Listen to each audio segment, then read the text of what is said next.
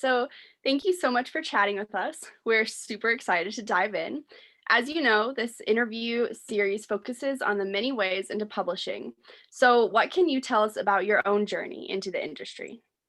It's been a little bit of a winding journey. I started my career working in marketing and communications. I had my own company helping behavioral health practitioners, and I worked at the National Renewable Energy Lab.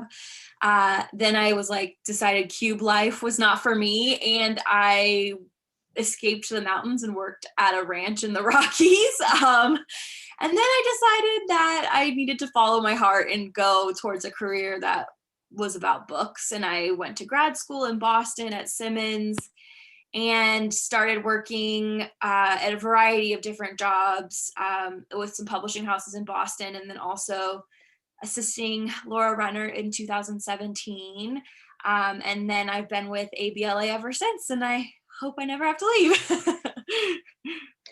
Well, I love that, especially going up into the Rockies. That sounds amazing. So, as you've mentioned, you've recently become an associate agent with ABLA. Congratulations, by the way. That's amazing. So, when it comes to your work as an agent, what does a typical day look like for you?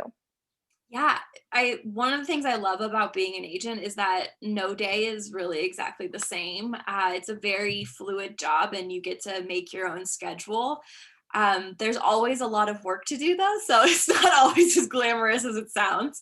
But I can pretty much work anywhere there's Wi-Fi. So in non-pandemic days, I would sometimes get up and go to a coffee shop or go read at the library.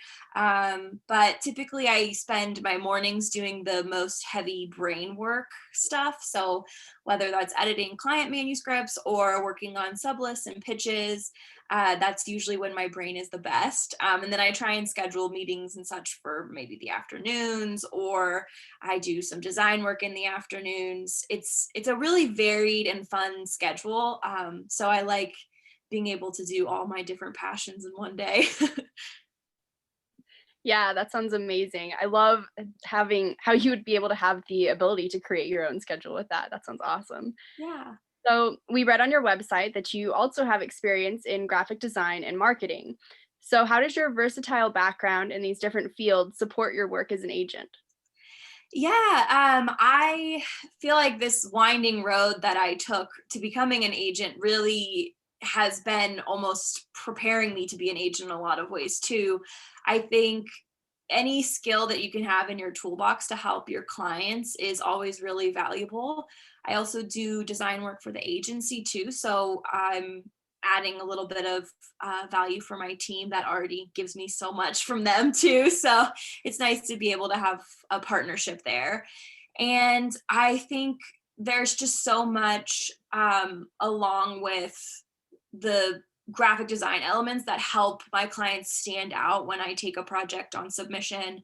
Sometimes I'll design like little pitch kits, or I'll do something like a little bit extra that will just set them apart. It's a very competitive industry, and I think anything I can do to give them a little edge, I like to do. Yes, 100%. Definitely. Like this series is obviously about how, no path is the same. And it's very hard, obviously, to break into the industry. So I love that. Not only are you an editorial agent, but you've also worked with publishing houses like Candlewick Press in the past. With that in mind, what's the editorial process like for an agent compared to an editor? And when do you know when a project is ready to go out on submission? Yeah, this is a great question. I actually worked in marketing at Candlewick. I had an internship at the school and library department, but I worked in editorial as a freelance editorial assistant with Charlesbridge. And for me, the difference as an agent is I work very much developmentally on a project. I like to help shape the plot, the characters, like make sure it's really emotional and high stakes and just really an engrossing read, versus editors at a house do that as well, but they're also going to get into the nitty gritty. They're going to make sure the line level is really sparkling, and there's a copy editor. So for me, I really like to edit a project to where it feels strong, but that there's still space for a house editor to come in and kind of put their stamp on it too. So it's a balance. You want to make sure you're spiffing up the project as much as you can so that it stands out, but also, not over editing it so that your client is exhausted with the editorial process before it's even sold, because it's going to go through more rounds of editorial with a house editor, and you want to balance that kind of just all those different elements. And I think also there's sometimes where timeliness is really an issue too. So you might go out with something that's a little rougher if it's like a particularly timely story and it needs to be on shelves really quick. So there's all sorts of different strategy, but mostly I work developmentally and less on a line level. Okay, that's really interesting. That was something Wendy and I were super curious about, if there was kind of a difference there. So that's really interesting to hear. Kind of related to that, when it's finally time to go out on submission with a project, what's the actual pitching process like for you? Like, is it a visual pitch? Is it an oral pitch? Is it kind of a mix of the two? Yeah, so a lot of times it is basically just an email that we're sending to the editors that we've carefully selected. And it's a lot like a query, honestly. There's definitely market angles and, sales pitchy things that we sort of throw in that, authors might not be comfortable saying about themselves, but like we're their champions, so we're going to brag about them all day long. And that's predominantly how most of my submissions go out. I frequently also go to New York when there's not a pandemic, and we do meetings and coffees. And oftentimes, if I have a project that I think is well suited for someone, I may pitch it verbally then as well. But most of the time, it's through email. That makes sense. Yeah, we were definitely wondering about that. There's so much that we had no idea about when it comes to agenting. Yeah, and then, like I said, sometimes I'll do the pitch packet, like a designed pitch packet, to kind of add an extra visual element. If it's, say, it's like a really lush fantasy and there's this really specific mood and feeling, there might be some extra submission information that I add on. But for the most part, it's just the email. Yeah. So, when it comes to breaking into publishing, I've heard that who you know in the industry is almost as important as the quality of the work itself. Do you think this is true? I feel like for some people it's definitely been the case, and I would be remiss to not say that has been the case for a lot of people. For me, I didn't know anyone. I did go to an MFA MA program at Simmons, so we were in the zone of a lot of great publishers, and there were networking events that were available. But I've actually gotten a lot of my jobs from just reaching out to people, kind of like cold emailing and just doing the groundwork, and just sort of putting my name out there in a respectful way, though, not creepy stalking, but just sort of inquiring about things. Because I find that a lot of agencies in particular, sometimes it's hard to find information about assistantships or internships, or just, what jobs are available. ABLA is making that more apparent now. We're doing mentorships and we're working through the We Need Diverse Books grant. And it's really, I think, helping with the accessibility of the industry for some people. So it's something that we're working on, but I don't think you necessarily need to know people. I think as long as you're willing to put yourself out there, you can pave a path for yourself. Yeah, that makes sense. Is it kind of the same for writing as well with that?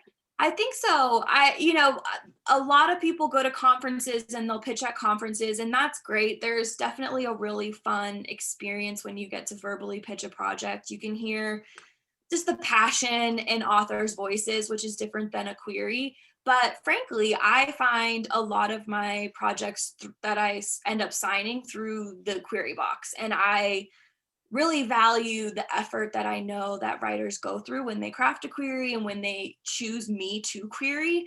And I think that definitely makes for almost a smoother partnership than just sort of liking a tweet on Twitter or something. Yeah, I participate in PitMat and all those DV Pit and those things, because I think they're really wonderful opportunities. But there's nothing like finding that perfect query that was addressed to you, that the author's done their research. But I think most of it is just digging online and seeing and finding who's right.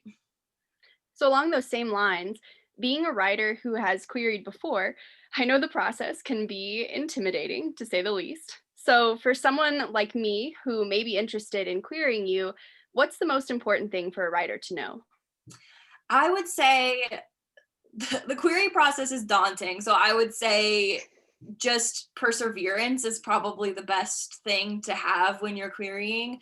And I would also say that when an agent asks for more work in the future or for a revise and resubmit, they're not just being nice. They really truly see something in your work. We get hundreds and hundreds of queries a month. And so we don't say that lightly. And I think really take agents up on that. It's not just a nice way of saying no. We really are interested in seeing a revised version or work in the future. I know several colleagues who've signed people after numerous rounds of just kind of revise and resubmits, and now they have books on shelves. And it's really a not a test, but it's just kind of a way for us to see how people are revising and how, like, what their vision is for the manuscript, especially if it's something that we're really connecting to. So, kind of switching gears a bit, you probably get a lot of questions about advice for aspiring authors. But what about aspiring agents? Since Wendy and I are both super interested in that career path, do you have any insights for us? Yeah, I would say kind of in the similar vein as writing, like perseverance is good. It can be a long and sort of arduous path to becoming a successful agent. And by successful, I mean making a living income, like an income that you can live off of. It's really hard. There's a lot of upfront work. Of course, different agencies offer different payment structures. So if you're getting a draw or you're getting a salary, there might be different circumstances for how you're being paid.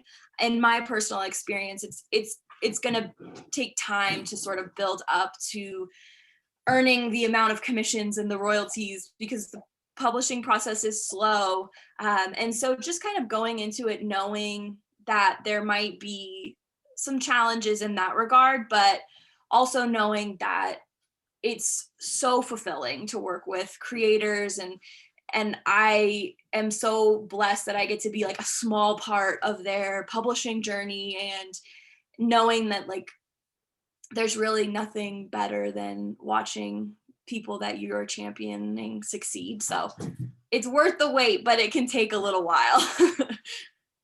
That's definitely good advice. Yeah.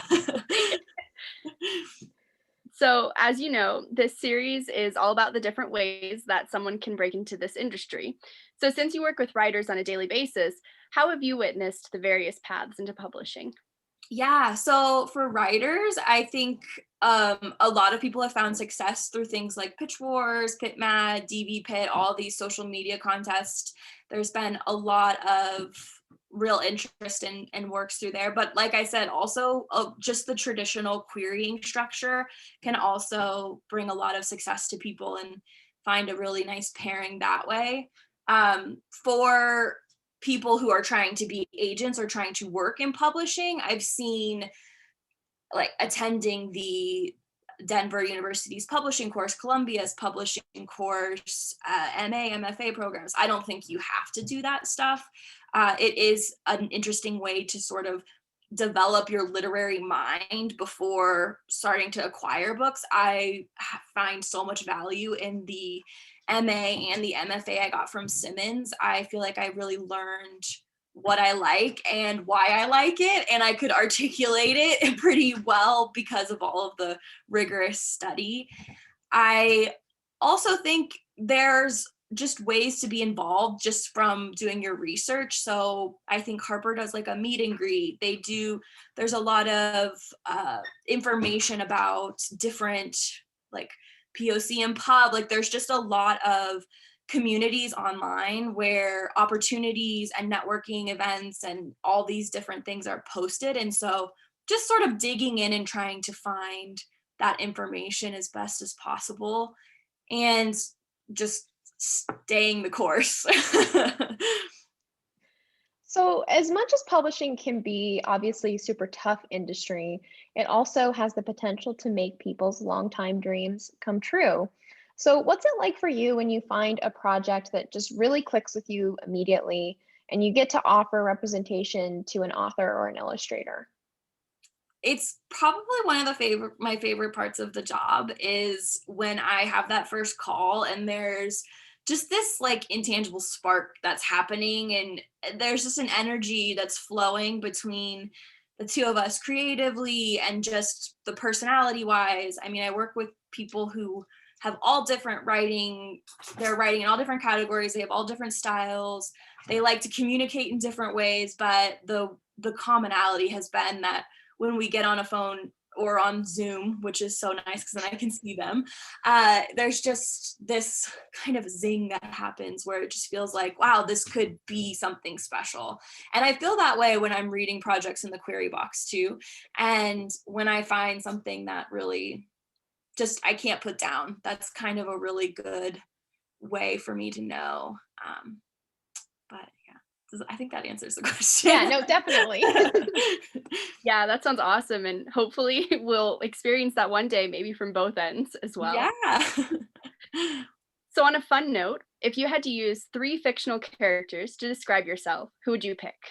This was a really fun question. And I would say Matilda, I love Matilda. Leslie Knope from Parks and Recreation, and aspirationally, Margot Hanson from The Magicians. That would be like the perfect little meld together. Perfect trio. It's the whole Yeah, trinity of badass characters. reader and just like dogged worker. I love all of those. I can even just from talking to you tell that you have like Leslie's just like shining optimism, which is why I love her character. Well, you're welcome. I love her character because of that, because she just makes me feel so like, I don't know, like I can do it when I watch Leslie Knope get things Also, done we on have Parks very and Rec. similar dance moves, which, you know. I love that. I love that so much. So there's one last question for you, another kind of fun one to do. As everyone well knows, the last year has been tumultuous, to say the least. Do you have any book recommendations for young readers who might be struggling through quarantine? In other words, which stories have helped you through the bleaker moments of the pandemic?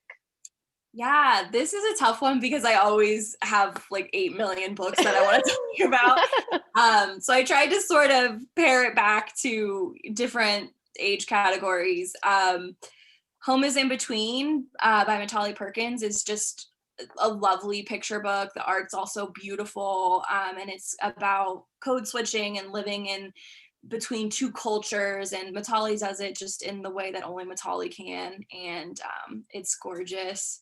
Eyes That Kiss at the Corners, All Because You Matter, Tammy Charles and Joanna Ho, and like they're amazing projects. I just feel like they're timely classics in the making that I hope are on bookshelves forever.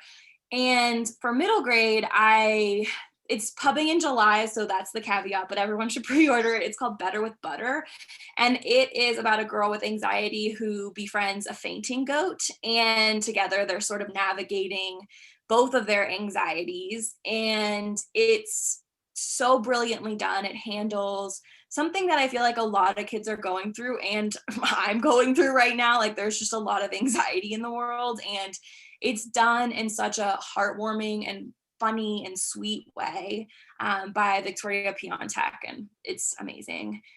And in the YA space, Cemetery Boys and You Should See Me in a Crown are both brilliant, really fun voices, and just super compelling stories. They were books I couldn't put down. So yeah, hopefully that's not too many.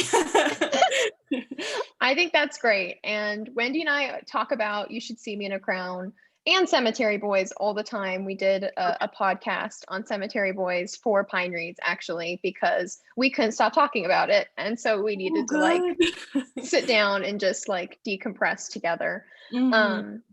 Those are all amazing. I'm actually going to review Better with Butter for Pine Reads. Oh, good. Yeah, close to when it comes out. And it just sounds, I mean, fainting goats are just, you get me every time with that. Anything with like a cute animal character, I'm locked in for sure. Yeah, it's so well done. And you can tell that Victoria has been like, she comes from a very personal place, and it's just a beautiful story. It's funny and sweet and made me cry, and it was awesome. I loved it. I love that so much. Well, that's pretty much it. Those are all the questions we have. Thank you so much again for taking time out of your schedule to talk with us. Wendy, do you have anything to add? Just thank you so much. It was so awesome to meet you and to talk about agenting. Yes. We've loved this opportunity so much. Great. Well, if you have any other questions or want to follow up with anything, just reach out and let me know. I'm around.